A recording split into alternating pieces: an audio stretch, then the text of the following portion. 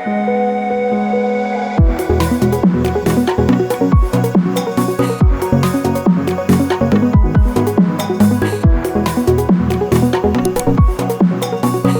guys, welcome to my channel. We're gonna have an adventure today. You know, farmers don't always fly airplanes, but this one does. And what we're doing today is going to Salt Lake City, Utah. We're gonna meet with several customers, and we're also gonna take my cousin Kirk along the way so that he can drive a pickup that he just bought back home. So we're gonna take an hour and a half flight there. Kirk's gonna get in his pickup and drive home for 6 hours. And then while we're in Salt Lake, we're gonna take the advantage to visit all of our customers, go check the stores and see the onions on the shelves, see how they look, and see what we can do to help our customers out and keep them happy.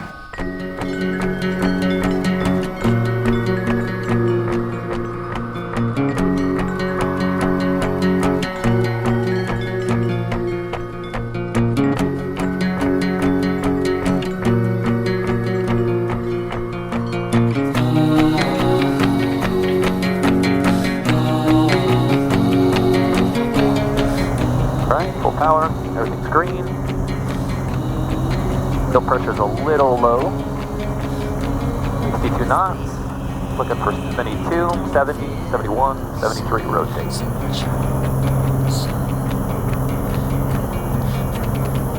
Ups are up. 400 feet till we got the parachute. The parachute's got to be 600 feet before you can use it. 600, that's the beep telling us we're almost to the altitude where we need to be.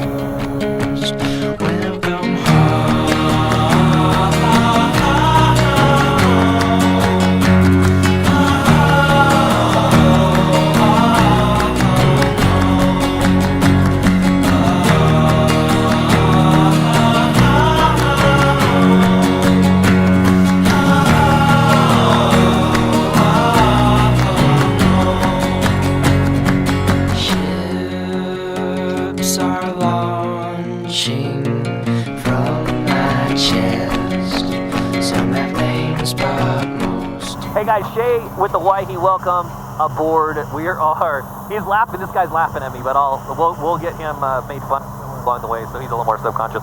We are flying to, well, Ogden first. Kirk's going to pick up a new to him pickup.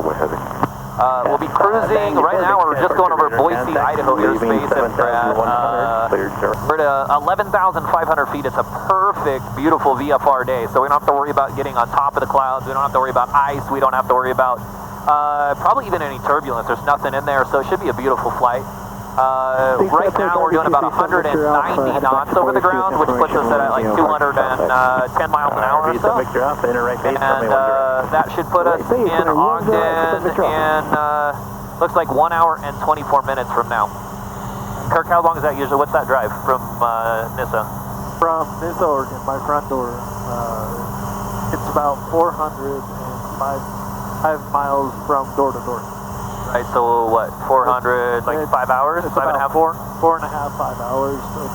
If you have kids, 6 or 8. 6 or 8 with the kids.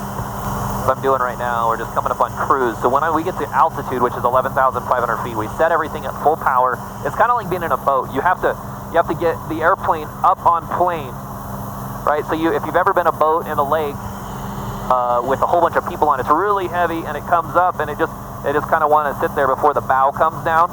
An airplane kind of does the same thing when you come up at cruise. It takes a really long time for the nose to come down and for it to get in its cruise orientation. So that's what we're doing. That's why we sit here at full power for 2 minutes. We just hit 2 minutes 20 seconds.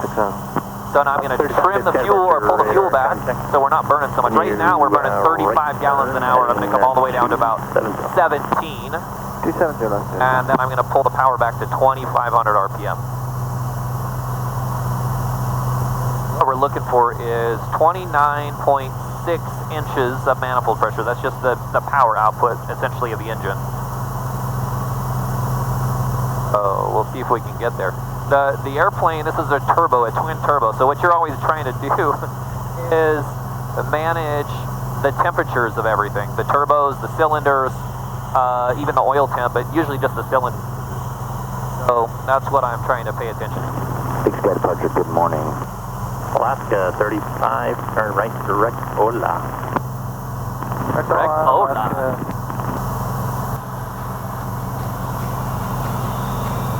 dijo bien. Hola. Hola. Hola. Ships are launching from my chest. Some have names, but most do not. If you find one, please let me know what piece I've lost. Feel the scars from off my back. I don't need them anymore. You can throw them out. Keep them in your mason jars. And I guess the rest of the explanation for today is what are we doing? Aside from taking Kirk over to get that pickup, we try and pair these trips together with as many events or meetings as we can. So my turbo's a little hot there. 1580 is the number I'm looking for. So you're always looking at stuff here too as you're flying. We're going to meet with one national retailer. We're taking some samples of what's called our Wicked Sweet or Wicked Tearless onion, which is a new red variety. And then we'll be going to meet with Eli Madrigal. She has Rancho Market, which is a Latino market located in Salt Lake City. I believe she's up to 8 stores. So we're going to go see her and show her this new onion as well. And so we're really able to kind of combine a lot of things. So the reason, the question, and I get this all the time, why a little airplane and why not the airline? So a direct flight from Salt Lake is actually about 45 minutes. We live an hour away from the airport, so this is actually one of the perfect profiles. Anything within about 800 miles to 900, so I may say an 800 nautical, which is one fuel stop. This trip to Salt Lake is impossible in one day by ground. It's almost impossible in one day via the airlines, because if you get on the airlines, like I said, you're going to leave. It's an hour drive. You need to be there an hour early. You're going to fly for an hour, so there's 3 hours. That's how long it takes us to get there and back today. Then you got to go through the airport, get your rental car, all of those things, and you add another hour. And then you go see your customers. Then you come back to the airport and you go through that same process in reverse. So we're going to cut on today's trip. We'll cut probably 40% of our time out. We'll fly there in an hour and 10 minutes. So in the same amount of time we would have driven to the airport. We'll go directly through the airport, no security, to the rental car. So there's another 45 minutes or an hour. We'll visit the customers. We'll turn around. There's no security going out. So we'll save another hour to 2 hours there, and then we'll get home. We don't have to pay for the hotel or anything else. So it's really about efficiency and time savings. We are limited in some ways in that the weather has to be good, or decent at least. I'm not going to fly in snowy, icy weather. Like an airplane flies most of the time, like an airliner. We're going to fly some of the time. So we do have some trips that are canceled and things like that. It's not a perfect method, but it works well to get us to and from way faster and way more efficiently. Feel the scars from off my back. I don't need them anymore. You can throw them out. Keep them in your mason jars. I've come home.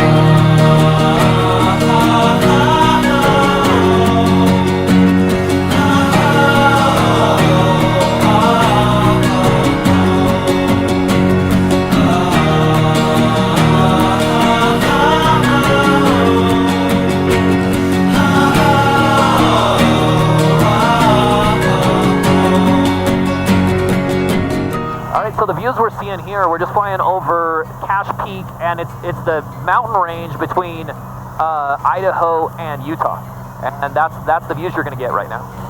So if we're right where we say we are, that mountain range in front of us is Bent Lowman Peak.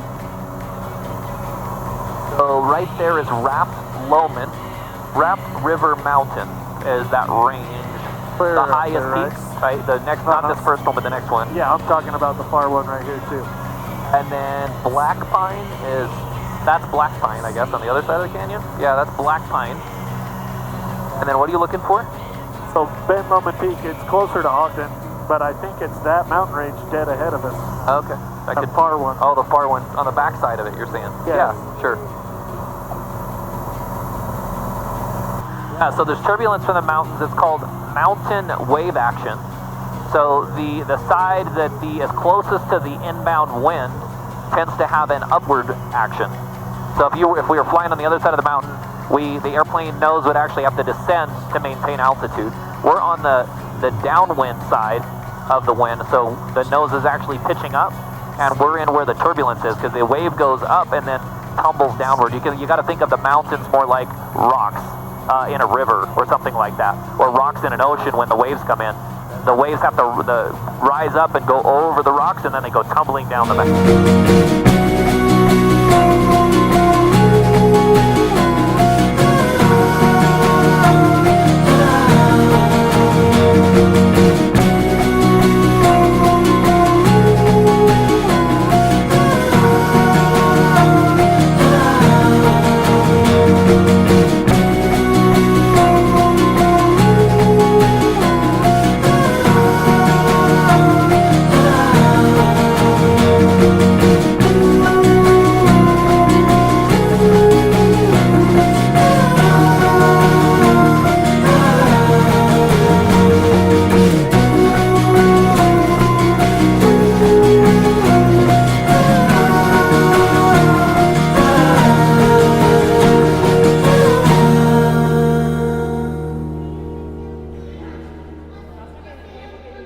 Yeah, we got Kirk here.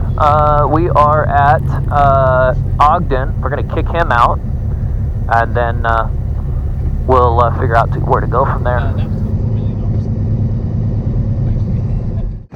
Thank you, Shay. Appreciate it. We made it. Now we got to go to Salt Lake. Yep. Well, thank you guys. Appreciate it. I'm See you. trying to get out of a Volkswagen Beetle right now. Well, there it is.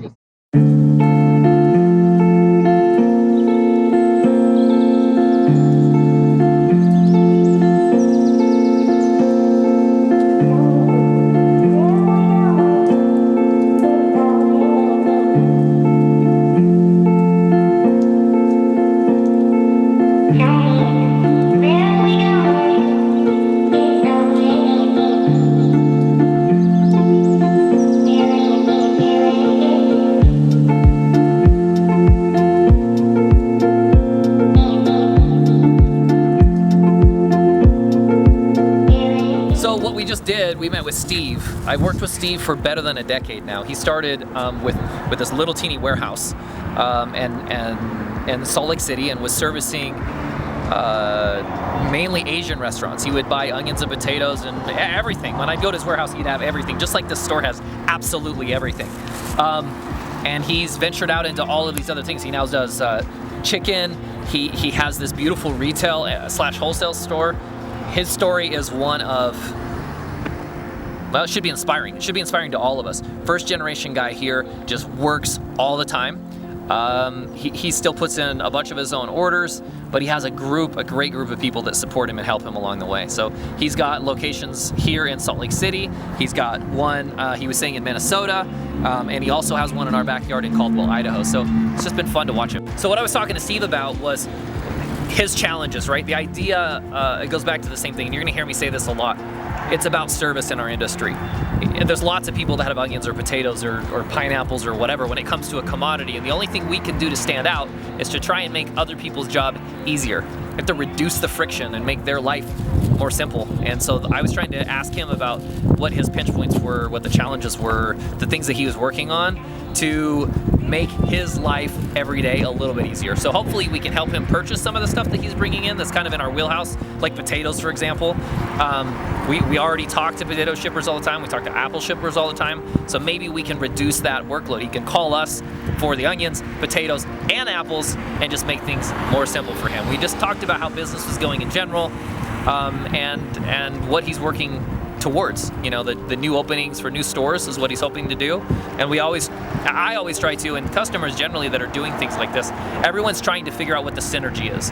What can we do to work together to make things better for everyone? Because it doesn't do any good for me to just win. If I get the highest price possible out of my onions, that might be a win in the short term, but it's not a win in the long term. It's not a big win, it's a small short-term win. So if I know where he's going and what he's trying to do, and he knows what I'm doing and what I'm trying to do, we can get on the same page and help each other out.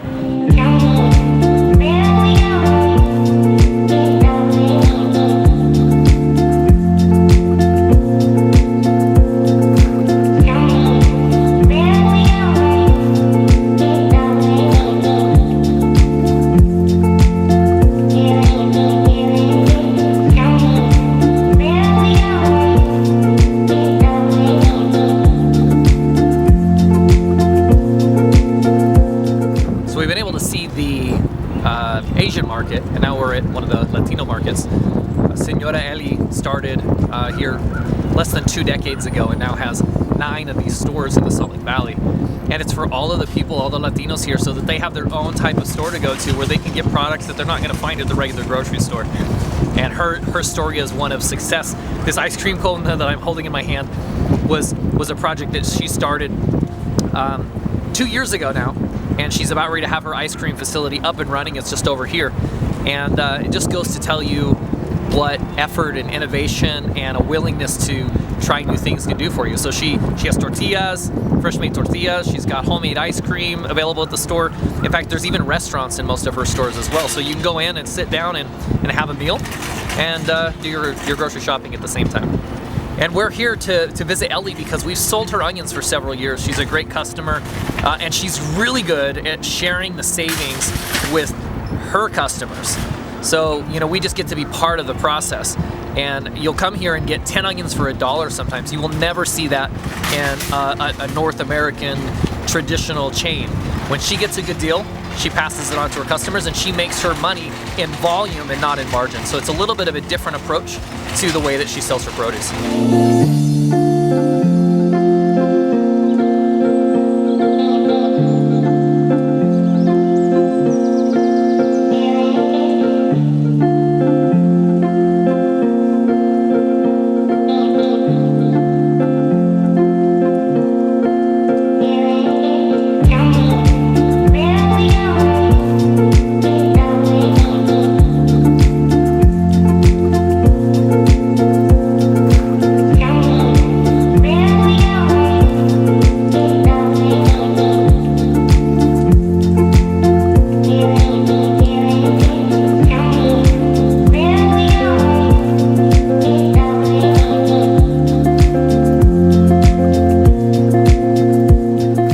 We're just taking off out of Salt Lake City. Some very, very, very busy airspace, especially when you're departing via farm. Resume on navigation. Right now, we're just starting to fly over the shores of the Great Salt Lake. The sun's just starting to come down low enough that you can see the nice sheen of light on the water. It's a beautiful flight. It's a really surreal thing to fly over, though, in the summertime because the salt actually gets so thick that it turns white and looks like snow and ice. I don't know if we'll see that today, but it's always intriguing to see that when you fly over. Like if you fly over in the springtime, sometimes you look down and you're like, well, is it cold enough that it's ice or is it salt? And then obviously in the middle of the summer when it's 80, 90, 100 degrees outside, you know that it's only salt. But this time of year it's a little confusing, and even later in the spring, it's a little confusing to know what you're looking down at. But massive, massive lake. Big enough that we're flying over for 15, maybe 20 minutes.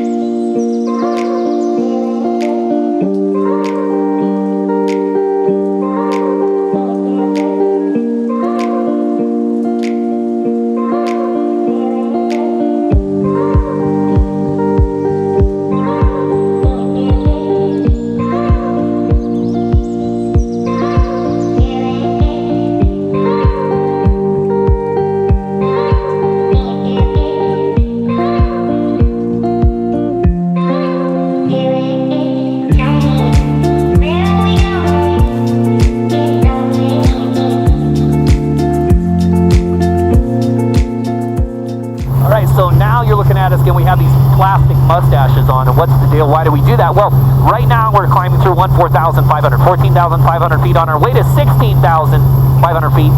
At these altitudes, there's not enough oxygen for us to stay as coherent and sharp as we need to be. In fact, this airplane will go up as high as 25,000 feet. At 25,000 feet, you would lose what they call, you lose your consciousness. Your youthful consciousness is only about 30 seconds at 25,000 feet. At 16,000 feet, it's probably more like 12, 15, maybe 18 minutes.